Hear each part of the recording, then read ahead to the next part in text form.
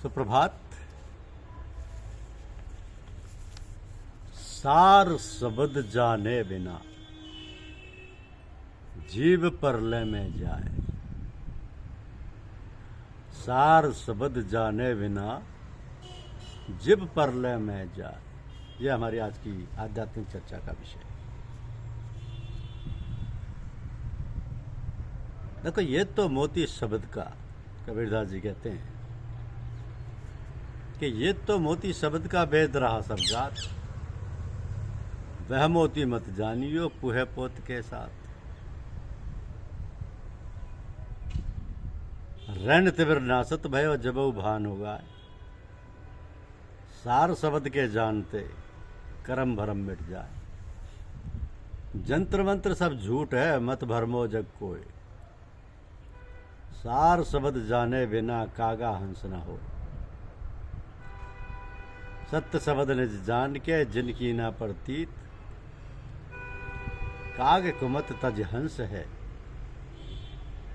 चले स्वभव जल जीत। शब्द खोज मन बस करे सहज जोग है ये, सत्य शब्द निज सार है ये तो झूठी दे। तो सार शब्द जाने बिना जीव परलय में जाए। काया माया थिर नहीं शब्द ले अर्थाय, कर्म फंद जग फंदिया जप तप पूजा ध्यान। जय ही शब्द ते मुक्ति है सोना परे पहचान। सतयुग त्रेता द्वापरा ये कलयुग अनुमान, सार शब्द के साच है और झूठ सब ज्ञान। तो सतगुरु शब्द प्रमाण अनहद बानी उचरे, और झूठ सब ज्ञान कहे कबीर विचार के।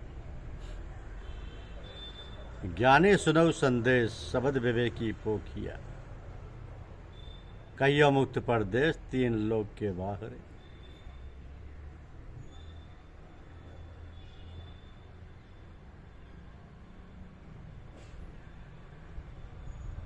तो महतन गगन समाए, धुन सुन मुन के मगन हुए। नहीं आवे नहीं जाए सुन शब्द स्थिति पावई, स्थिति पावई।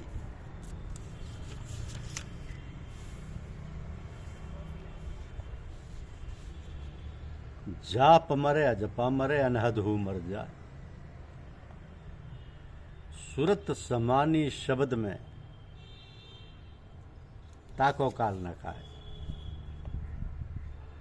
सतगुरु महल बनाइया प्रेम गिलावा दीन, साहब दर्शन कारने शब्द जरोखा की।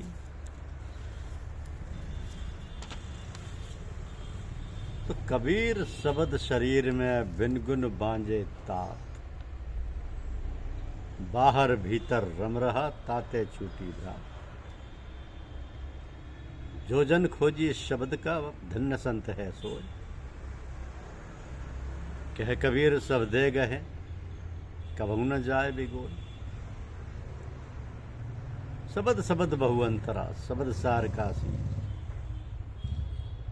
शब्द शब्द का खोजना शब्द शब्द का पीर। शब्द शब्द बहु अंतरा सार शब्द चितले, जा शब्दे साहब मिले सोई शब्द गई ले। शब्द हमारा आदि का, शब्द हमारा आदि का, पल पल करिए याद। अंत फलेगी माही की बाहर की सब याद। शब्दई मारे मर गए शब्दई तजिया राज, जिन जिन शब्द पिछानिया सरिया तिनका काज।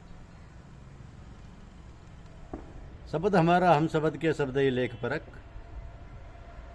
जो तू चाहे मुक्ति को अब मत जाए सरक, अब मत जाए सरक।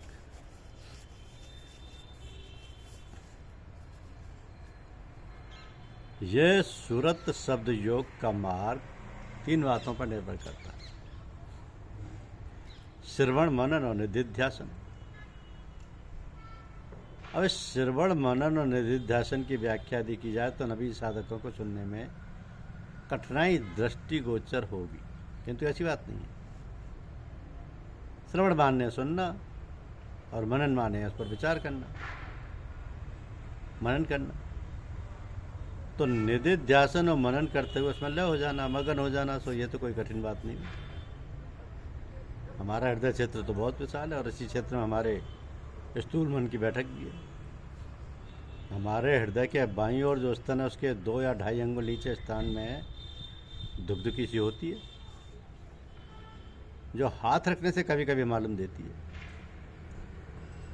वहीं पर अपने कान, अपना ध्यान, अपनी सारी चेतना केंद्रित करके उसको सुनो और सुनते सुनते उसी में खो जाओ, लय हो जाओ।